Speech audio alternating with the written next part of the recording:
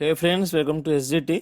हमने previous lecture में छोटा सा ओवरव्यू लिया था कोर जावा के बारे में। बेसिकली कोर जावा में क्या क्या चीज़ें हम कवर करने वाले हैं पूरी लेक्चर सीरीज में। तो आज हम पढ़ने जा रहे हैं जो हमारा पहला टॉपिक था, इंट्रोडक्शन टू जावा। तो चलिए आज की वीडियो शुरू करते हैं।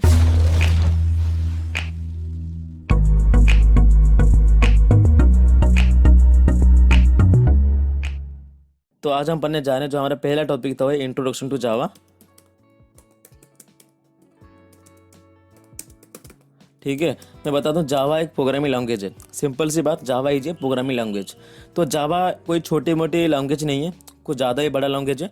तो इसको तीन पार्ट में डिवाइड करी गई, यानी कि तीन न्यू एडिशन में इसको डिवाइड करी गई है। जो पहला एडिशन है हमारा, वो है हमारा जावा स्टैंडर्ड एडिशन। तो जो दूसरा पार्ट है वो है हमारा जावा एंटरप्राइज एडिशन।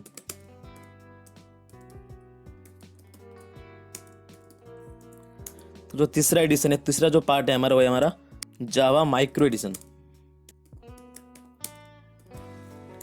तो ये जो है तीनों, ये हमारा तीनों एडिशन है जावा की। तो हम पढ़ने जा रहे हैं कोर जावा, यानी कि हम पढ़ने जा रहे हैं जावा स्टैंडर्ड एडिशन, क्योंकि जो स्टैंडर्ड एडिशन है उसका दूसरा नाम है कोर जावा। सिंपल सी बात है। और ये जो बाकी दो है इसको हम इग्नोर करते हैं, इसको हम आने वाली लेक्चर में पढ़ेंगे। लेकिन जो हम पढ़ने जा रहे हैं वो है हमारा कोर जावा लेक्चर सीरीज। तो इसमें हम पढ़ेंगे जावा स्टैंडर्ड एडिशन। इसको भी कोई कोई बोलता है जावा एसी। ठीक है, इसको हम बोलते हैं जावा एसी। एसी का मतलब होता है स्टैंडर्ड एडिशन। इसका जो दूसरा नाम है वो है J2AC। ठीक है, तो सिंपल सी बात है, हम पढ़ने जा रहे हैं जावा स्टैंडर्ड एडिशन, जो कि हमारा कोर जावा है। इसको हम बोलते हैं जावा एसी या जावा 2AC। तो बेसिकली इसको हम कवर अप करेंगे कम से कम 150 से 200 लेक्चर में। जैसे कि मैंने आपको पहले वीडियो में बताया था कि हम इसको कवर अप करेंगे कम से कम 150 से 200 लेक्चर में। हम पूरी चीज़ों को बारी बारी पढ़ने वाले हैं, पूरी चीज़ें हम यहाँ पर कवर अप करेंगे। तो बेसिकली आज हम शुरू करने जा रहे हैं introduction to Java. Basically Java क्या होती है उसके बारे में डिस्कस करने वाले हैं, और जावा की जो फीचर्स होती है उसके बारे में यहाँ पर डिस्कस करेंगे कि बेसिकली जावा क्या होती है और जावा की फीचर्स क्या क्या होती है। तो मैं इसको सिंपल हटा रहा हूँ। तो पहली बात करते हैं जावा क्या होती है। ठीक है, जावा होती क्या है। अगर हम बात करें जावा की, तो सिंपल सी बात है, Java is A programming language. लेकिन जावा सिर्फ एक प्रोग्रामिंग लैंग्वेज नहीं है, हालांकि सी भी एक प्रोग्रामिंग लैंग्वेज है। लेकिन हम सी और C++ को छोड़ के जावा में क्यों काम कर रहे हैं, मैं आपको आने वाले लेक्चर में बताऊंगा। लेकिन फिलहाल जान लो, Java is a general purpose high level programming language.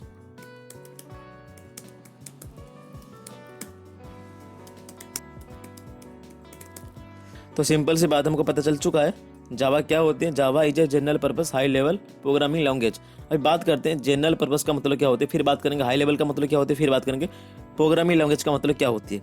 ठीक है, तो बात करते हैं जनरल पर्पस का मतलब क्या होती है। तो जो जनरल पर्पस है, इसका मतलब ये हुआ कि हम जावा को मल्टीपल फील्ड में यूज कर सकते हैं। जैसे कि अगर बात करें डेस्कटॉप एप्लीकेशन, तो डेस्कटॉप एप्लीकेशन बनाते वक्त हम जावा को यूज कर सकते हैं। वेब एप्लीकेशन बनाते वक्त हम जावा को भी यूज कर सकते हैं। मोबाइल एप्लीकेशन में जावा को यूज कर सकते हैं हम। और हम डेटाबेस में भी जावा को यूज कर सकते हैं, यानी कि डेटाबेस एप्लीकेशन को बनाते वक्त हम जावा का यूज कर सकते हैं। तो बेसिकली डेटाबेस एप्लीकेशन, तो इसके लिए जो JDBC हम इसको पढ़ेंगे कि किस तरह से हम डेटाबेस को डेवलप कर सकते हैं यूजिंग जावा। तो बेसिकली से बहुत सारी चीज़ें हैं हम जावा को यूज करके क्रिएट कर सकते हैं। तो इसलिए हम इसको बोलते हैं जावा is a general purpose high level programming language. General purpose का मतलब ये हुआ कि हम जावा को मल्टीपल फील्ड में यूज कर सकते हैं, मल्टीपल चीज़ों में यूज कर सकते हैं। मतलब जनरली हम जावा को हर जगह यूज कर सकते हैं। तो हम कह सकते हैं जावा is a general purpose high level programming language. तो आपको पता चल चुका होगा जनरल पर्पस क्या होती है। बात करते हैं हाई लेवल का मतलब क्या होती है। ठीक है, तो हाई लेवल का मतलब ये हुआ कि जिसको हम समझ सकते हैं आसानी से, यानी कि it's a human understandable language, कि इसको इंसान जो है इसको आसानी से समझ सकता है। अगर मैं बात करूँ एक लैंग्वेज है ब्रेन फक, इसमें क्या होती है, जैसे अगर जावा की बात करें, जावा में कुछ इस तरह से हम कोड लिखते हैं। क्लास से शुरू होती है, तो क्लास क्या होती है पता है सबको।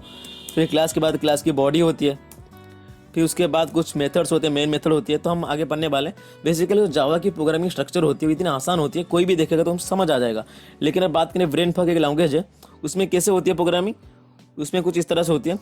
उसमें सिंबलिकली हम प्रोग्रामिंग करते हैं। अगर मान लो मेरे को हेलो वर्ल्ड प्रोग्राम बनानी है, मेरे को नहीं पता हम कैसे बनाते हैं, इसको कुछ इस तरह से बनाते हैं, ऐसे करते हैं। फिर कुछ डॉट्स लगाते हैं, फिर कुछ इस तरह से करते हैं, फिर ये। तो हम सिम्बॉलिकली जो भी है हम प्रोग्राम को एग्जीक्यूट करते हैं, प्रोग्राम को बनाते हैं, तो इसको इंसान आसानी से समझ नहीं सकता। तो ये जो ब्रेन फॉग है, it's a low level language. यानी कि जो प्रोग्रामिंग लैंग्वेज होती है, दो तरह की होती है, या तो हाई लेवल या तो लो लेवल। यानी कि जो हाई लेवल होती है इसको हम आसानी से समझ सकते हैं, जो भी प्रोग्रामर इंप्लीमेंट करते हैं प्रोग्रामिंग लैंग्वेज को, उसको ये समझ सकता है। अगर हम बात करें लो लेवल का, तो जो लो लेवल प्रोग्रामिंग लैंग्वेज है इसको हम आसानी से समझ नहीं सकते। यानी कि यहाँ पर सिंबलिकली रिप्रेजेंट करी जाती है, बहुत सारे सिंबल को याद रखना पड़ता है। तो सीख तो जाओगे लेकिन उसको इंप्लीमेंट करने में आपको दिक्कत होगी, तो आपकी जो एक्सपेक्टेड आउटपुट होगा वो आपको मिलेगा नहीं। तो बेसिकली आपको पता चल चुका होगा लो लेवल और हाई लेवल प्रोग्रामिंग लैंग्वेज क्या होती हैं। तो सिंपल सी बात है, तो हमने यहाँ तक कवर अप कर लिया कि जावा क्या होती है। Java is a general purpose high level programming language, हमने यहाँ तक कवर अप कर लिया। लेकिन बात करें प्रोग्रामिंग लैंग्वेज का मतलब क्या होती है, तो हर कोई बोलता है कि जावा बढ़िया प्रोग्रामिंग लैंग्वेज है, इसको सीख लो जिंदगी बन जाएगी वगैरह वगैरह। अब बात करते हैं प्रोग्रामिंग लैंग्वेज का मतलब क्या होती है। तो मेरे को एक बात बताओ, लैंग्वेजेस क्या होती है। सिंपल है, हिंदी है, हिंदी भी लैंग्वेज है, तो तमिल है, तो ऐसे बहुत सारे लैंग्वेजेस हैं। बेसिकली यूज क्यों होते हैं, बेसिकली यूज होती है किससे बात करने के लिए। अगर मैं चाहता हूँ आपसे बात करने के लिए, तो मैं आपको पढ़ा रहा हूँ, मैं हिंदी में पढ़ा रहा हूँ, ताकि मैं आपके साथ कम्युनिकेट कर पा रहा हूँ बाय यूजिंग हिंदी। तो बेसिकली बता सकते हैं कि जो लैंग्वेज है, language is use to communicate with someone. तो अगर एक इंसान दूसरे इंसान से बात करना चाहता है तो उसकी लैंग्वेज की जरूरत पड़ेगी। तो इसका मतलब ये हुआ, language is use to share your views, कि अगर हम किससे बात करना चाहते हैं, किससे हमारा जो व्यूज है, किससे हमारा जो आइडिया है एक्सप्रेस करना चाहते हैं, तो हम लैंग्वेज का यूज करते हैं। तो बेसिकली लैंग्वेज यूज होती है कि किससे बातचीत करने के लिए। तो प्रोग्रामिंग लैंग्वेज का मतलब क्या हुआ, प्रोग्रामिंग लैंग्वेज का मतलब ये हुआ कि अगर कंप्यूटर से बातचीत करना चाहते हो, तो हमेशा हम प्रोग्रामिंग जो करेंगे कंप्यूटर से तो करेंगे ना। जो कंप्यूटर है उसको कुछ नहीं पता, वो सिर्फ स्मार्ट है लेकिन उसको नहीं पता कब क्या करना है, मतलब उसके पास दिमाग नहीं है। तो कंप्यूटर को बोल रहे हैं भाई ये काम करना है, वो काम करना है, हम कैसे बोलेंगे, बाय यूजिंग प्रोग्रामिंग लैंग्वेज। तो सिंपल सी बात है, programming language use to communicate with the computer.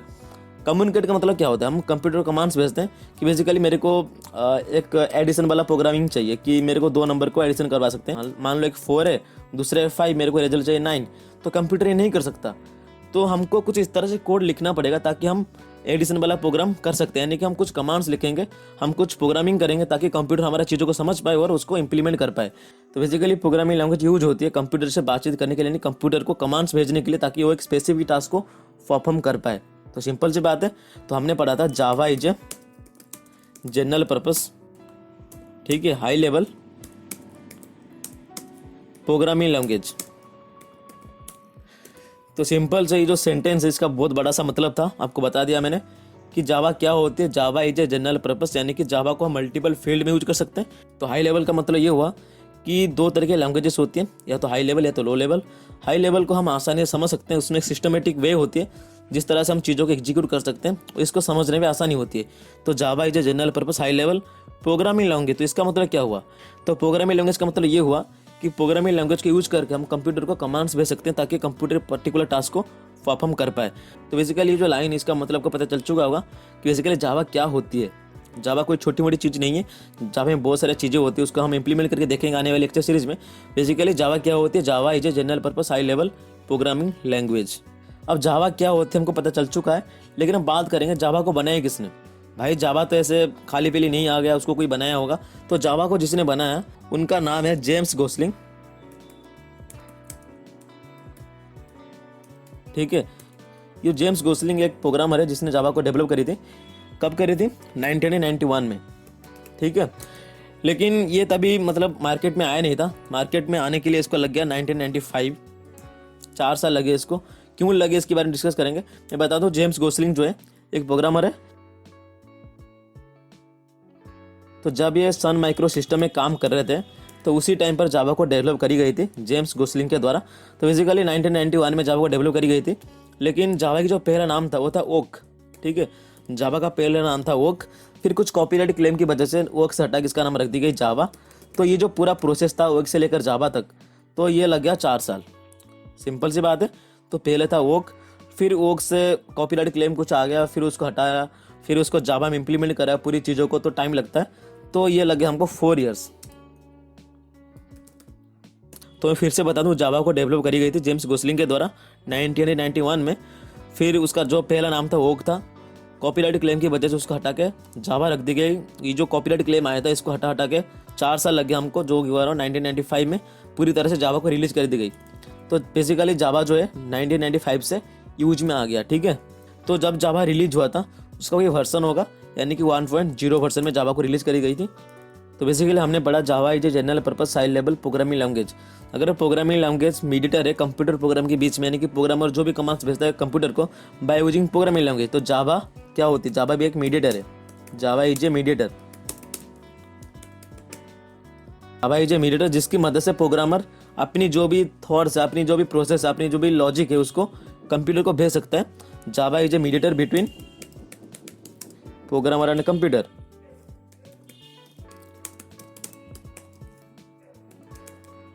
Simple सी बात है, जावा क्या होती है, जावा की प्रोग्रामिंग लैंग्वेज। अगर प्रोग्रामिंग लैंग्वेज को यूज करके हम कंप्यूटर को कमांड्स भेजते हैं तो बेसिकली जावा को भी यूज करके हम कंप्यूटर को कमांड्स भेज सकते हैं। तो Java is a mediator between programmer and computer. तो ये था जावा की पूरी इंट्रोडक्शन। आपको पता चल चुका होगा जावा क्या होती है, जावा की मोटिव क्या है और जावा को हम कहाँ कहाँ यूज कर सकते हैं। तो ये था जावा की एक छोटा सा इंट्रोडक्शन। तो आप बात करेंगे फीचर्स ऑफ जावा, ठीक है। क्या क्या फीचर्स होते हैं जावा की जो कि जावा को बाकी लैंग्वेज से अलग बनाती है। अगर बात करें पहला फीचर का जो है हमारा ओरा, इसका मतलब क्या हो, इसका मतलब ये हुआ write once run anywhere. W stands पर राइट, O स्टैंड्स पर वन, R स्टैंड्स पर रन और A स्टैंड्स पर एनीवेयर। तो ओरा का मतलब ये हुआ राइट वंस रन एनीवेयर।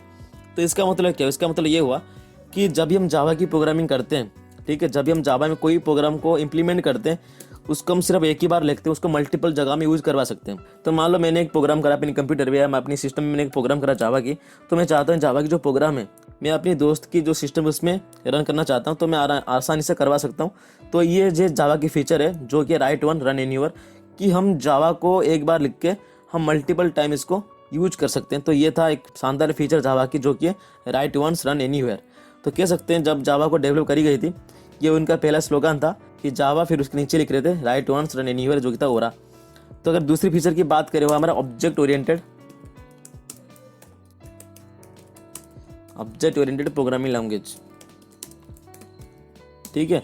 तो अगर हम बात करें ऑब्जेक्ट ओरिएंटेड प्रोग्रामिंग लैंग्वेज का तो इसका मतलब ये हुआ कि Java is object oriented programming language. Simple हर कोई बोलता है कि Java is object oriented programming language, क्योंकि जो ऑब्जेक्ट ओरिएंटेड प्रोग्रामिंग है इसके कुछ अपना फीचर्स होते हैं, अपने कुछ प्रिंसिपल्स होते हैं। अगर बात करें ऊप के प्रिंसिपल के, जो पहला प्रिंसिपल इनहेरिटेंस, क्लास क्या होती है, ऑब्जेक्ट क्या होती है, हम बात कर सकते हैं data abstraction, data binding, data heading. तो ये जो सारी चीज़ें हैं ये ऊप के फीचर है जिसको जावा फॉलो करता है, यानी कि जावा फॉलोज ऊप, यानी कि ऊप का मतलब ये हुआ ऑब्जेक्ट ओरिएंटेड प्रोग्रामिंग। तो ये जो ऑब्जेक्ट ओरिएंटेड प्रोग्रामिंग लैंग्वेज है ये अपने आप में एक बड़ा सा फीचर है जिसको बहुत सारे लैंग्वेज फॉलो करने से जावा है, C++ है, पाइथन है। C++ is also object oriented programming language, Python is also object oriented programming language. तो बेसिकली इसके कुछ अपने फीचर्स होते हैं, इनहेरिटेंस हो गया, एब्स्ट्रैक्शन हो गया, डाटा हेडिंग, डाटा बाइंडिंग, हम बात कर सकते हैं मेथड ओवरलोडिंग का, मेथड ओवरराइडिंग का। ये जो कुछ फीचर्स होते हैं अनोखे फीचर, इसको जावा फॉलो करता है। तो हम इसलिए बोलते हैं जावा is object oriented programming language. तो सिंपल है, मैं हम आगे पढ़ने वाले हैं, इसका ये एक बड़ा सा चीज़ है, हम आगे इसके बारे में डिस्कस करने वाले हैं कि क्या क्या फीचर्स हम ऑब्जेक्ट ओरिएंटेड प्रोग्रामिंग से ले पा रहे हैं। तो अभी बात करते हैं जो नेक्स्ट फीचर है जावा की, वो है हमारा सिंपल। तो सिंपल का मतलब सिंपल ही होता है कि जावा सीखना कोई बड़ी बात नहीं है, हर कोई इसको सीख सकता है, बस आपको टाइम की ज़रूरत पड़ेगी। तो इसका सिंपल का मतलब ये हुआ Java is easy to use, Java is easy to learn. मतलब हम जावा को आसानी से सीख सकते हैं, जावा को आसानी से अपनी प्रोग्राम में इंप्लीमेंट कर सकते हैं, इसमें कोई दिक्कत वाली बात है नहीं। ये बहुत ईजी है करना, अगर आपको एक बार आ गया तो। हम पूरी तरह से सीखेंगे इस लेक्चर सीरीज में, तो बने रहना हमारे साथ। तो अगर बात करें नेक्स्ट फीचर का जो कि हमारा फ्रीवेयर, तो इसका मतलब होता है फ्री, यानी कि हम जावा को यूज करने के लिए कोई लाइसेंस की ज़रूरत नहीं होती है, कोई पेमेंट की ज़रूरत नहीं होती, हम आसानी से इसको डाउनलोड कर सकते हैं, उसको इंस्टॉल कर सकते हैं, उसका पास सेट करेंगे, फिर अपनी जो प्रोग्राम है उसको आसानी से लिख सकते हैं, इसमें कोई दिक्कत वाली बात नहीं है। तो Java is totally free to use. तो बेसिकली अगर बात करें नेक्स्ट फीचर का, तो नेक्स्ट फीचर है हमारा पोर्टेबिलिटी। तो अगर हम बात करें पोर्टेबिलिटी के, तो इसका मतलब ये हुआ कि हम जावा की प्रोग्राम को एक सिस्टम में दूसरे सिस्टम तक पोर्ट करवा सकते हैं। तो इसका मतलब क्या, इसका मतलब ये हुआ, अगर मान लो, तो इसको एक एग्जाम्पल में समझते हैं। मान लो आपके पास एयरटेल की सिम है, ठीक है, एयरटेल की सिम है, आप चाहते हो एयरटेल से जियो से पोर्ट करवाने के लिए, यानी कि जो भी आपका नंबर है वही नंबर रहेगा, लेकिन वो जियो हो जाएगा। पोर्ट तो करवाए होंगे, पोर्ट के बारे में पता होगा कि हम क्या करते हैं। जो भी एयरटेल की, मान लो कि एयरटेल नंबर है 1234, अगर मैं पोर्ट कर रहा हूँ जियो में तो मेरा नंबर वही रहेगा 1234। जो पूरी फंक्शनलिटी थी इस नंबर का वो पूरी तरह से जिंदा रहेगा, ना कोई चला जाएगा। तो जावा में भी फीचर एप्लीकेबल है कि अगर हम कोई भी प्रोग्राम को, हम जावा में मल्टीपल प्रोग्राम को यूज करते हैं, मल्टीपल प्रोग्राम को इम्प्लीमेंट करते हैं। अगर हम कोई भी प्रोग्राम को, ठीक है, अगर हम कोई भी प्रोग्राम को जावा में पोर्ट करवाना चाहते हैं, मतलब मान लो ये मेरा प्रोग्राम है विंडोज़ में, ठीक है, ये मेरा प्रोग्राम है विंडोज़ में, मैं चाहता हूँ ये जो प्रोग्राम विंडोज से हटकर लाइनक्स में चले। मैं क्या करूँगा, मैं सिंपल ये जो प्रोग्राम है इसको पोर्ट करवा दूंगा विंडोज से लाइनक्स तक, तो सिंपल मेरा प्रोग्राम चल जाएगा। प्रोग्राम में कोई भी दिक्कत आएगी नहीं, प्रोग्राम में कोई फंक्शनलिटी का चेंज नहीं होगा, यानी कि जो भी आउटपुट हमको विंडोज शो कर रहा था वही आउटपुट हमको लाइनक्स भी शो करेगा। इसमें कोई दिक्कत वाली बात है नहीं, ठीक है, इसमें कोई भी दिक्कत वाली बात है नहीं। तो इसका मतलब ये हुआ कि हम जावा की प्रोग्राम को एक सिस्टम से दूसरे सिस्टम को पोर्ट करवाना चाहते हैं। अगर मान लो मेरी सिस्टम विंडोज है, मैं चाहता हूँ लाइनक्स में मेरी प्रोग्राम रन हो जाए, तो ये आसानी से रन हो जाएगा, इसमें कोई दिक्कत वाली बात आएगी नहीं। यानी कि जो भी फंक्शनलिटी है प्रोग्राम का कोई भी चेंज नहीं होगा। तो जो पोर्टेबिलिटी है इसका दूसरा नाम है प्लेटफॉर्म इंडिपेंडेंट। तो इसका मतलब ये हुआ कि हम जावा की प्रोग्राम को कोई भी प्लेटफॉर्म में यूज कर सकते हैं, कोई भी ऑपरेटिंग सिस्टम में यूज कर सकते हैं, इसमें कोई दिक्कत वाली बात आएगी नहीं। तो जो पोर्टेबिलिटी और प्लेटफॉर्म इंडिपेंडेंट जावा में एप्लीकेबल है, जैसे एयरटेल टू जियो हम पोर्ट करवा सकते थे, इससे हम जावा की प्रोग्राम को वन ऑपरेटिंग सिस्टम से दूसरे ऑपरेटिंग सिस्टम तक हम पोर्ट करवा सकते हैं, इसमें कोई दिक्कत वाली बात आएगी नहीं। तो अगर बात करें नेक्स्ट फीचर का, जो कि हमारी एक्सटेंसिव लाइब्रेरी,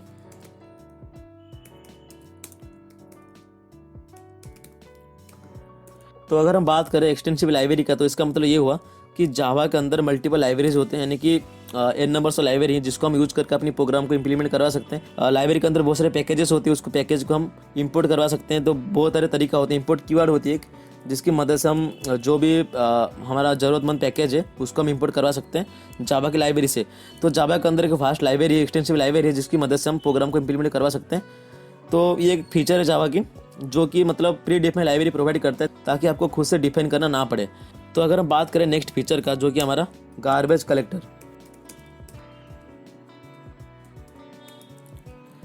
तो इसका मतलब ये हुआ, तो मान लो आपकी घर है, तो घर पे कुछ ऐसे सामान होगा जिसको आप यूज नहीं कर रहे होगे, तो आप चाहते हो कि इसको बाहर करने के लिए, यानी कि इसको घर से बाहर फेंकने के लिए, तो आप क्या करते हो, सिंपल फेंक देते हो क्योंकि यूज में नहीं है। तो ऐसे ये जो फीचर है ये हमारे जावा की प्रोग्राम में एप्लीकेबल है। अगर हम बात करें जावा की प्रोग्राम्स का, तो प्रोग्राम में क्या होते हैं, मल्टीपल हम ऑब्जेक्ट क्रिएट करते हैं। तो हम बात करेंगे आगे कि ऑब्जेक्ट क्या होते हैं, किस तरह से हम ऑब्जेक्ट को क्रिएट कर सकते हैं। तो बेसिकली जब हम ऑब्जेक्ट को क्रिएट करते हैं, तो अगर कोई भी ऑब्जेक्ट काम का नहीं है, मतलब ऑब्जेक्ट को जो लाइफ लाइन में खत्म हो चुका है, अभी इस ऑब्जेक्ट के साथ हमारा कोई बातचीत नहीं है, कोई काम नहीं ऑब्जेक्ट का, तो हम क्या करेंगे, उसको डिलीट करते हैं। तो मान लो कि यहाँ पर 1000 ऑब्जेक्ट है, ठीक है, मान लो 1000 ऑब्जेक्ट है, तो जो प्रोग्रामर होगा वो अगर एक एक करके सारी ऑब्जेक्ट को डिलीट करेगा तो उसको ज़्यादा टाइम लग जाएगा, मतलब टाइम कंज्यूमिंग प्रोसेस है ये। तो जो गार्बेज कलेक्टर है ये अपने आप से उसको जो लगता है कि ये ऑब्जेक्ट काम का नहीं है, काफ़ी दिनों से यूज में नहीं आ रहा, तो ये इसको डिलीट कर देता है। तो ये बड़ा सा फीचर है ताकि जो प्रोग्रामर है उसको करना ना पड़े मैन्युअली। मतलब मान लो कि बहुत सारे ऑब्जेक्ट हैं, तो अगर हमने एक एक करके सारी ऑब्जेक्ट को क्लियर करेंगे, एक एक करके सारी ऑब्जेक्ट को डिलीट करेंगे, तो ये ज़्यादा टाइम लगेगा, तो जो प्रोग्रामिंग की एग्जीक्यूशन प्रोसेस है वो कम हो जाएगा। जो गार्बेज कलेक्टर इसका काम ये है कि अगर उसको लगता है कि कोई भी ऑब्जेक्ट काम का नहीं है, मतलब इसका जो लाइफ लाइन है खत्म हो चुका है, तो बेसिकली उस ऑब्जेक्ट को डिलीट कर देता है। तो बेसिकली ये एक बड़ा सा फीचर है जावा की कि अगर हमको यहाँ पर मैन्युअली ऑब्जेक्ट को डिलीट करना नहीं पड़ता है। तो जो नेक्स्ट फीचर है हमारा रोबस्ट, तो रोबस्ट का दूसरा नाम है फास्ट। जावा इतना तेज क्यों है, मतलब जावा रोबस्ट क्यों है, क्योंकि जावा की जो मेमोरी मैनेजमेंट है वो काफ़ी बढ़िया है कि यहाँ पर मेमोरी मैनेज आसानी से हो जाती है। अगर हम गार्बेज कलेक्टर की बात करें, अगर हम ऑब्जेक्ट की बात करें, अगर कोई भी ऑब्जेक्ट काम का नहीं है, अगर वो प्रोग्राम में फालतू में अवेलेबल है, तो बेसिकली मेमोरी कंज्यूम ही करेगा। तो बेसिकली जो गार्बेज कलेक्टर है उसको डिलीट कर देता है, तो यहाँ पर मेमोरी मैनेजमेंट आसानी से हो जाती है। तो बेसिकली हम कह सकते हैं अगर कहीं भी मेमोरी मैनेजमेंट अच्छी हो तो वहाँ पर चीज़ें फास्ट होगी, चीज़ें रोबस्ट होगी। तो बेसिकली जावा इसलिए रोबस्ट है क्योंकि यहाँ पर मेमोरी मैनेजमेंट काफ़ी अच्छी है। तो अगर हम बात करें नेक्स्ट फीचर की, जो कि हमारा मल्टी थ्रेडिंग,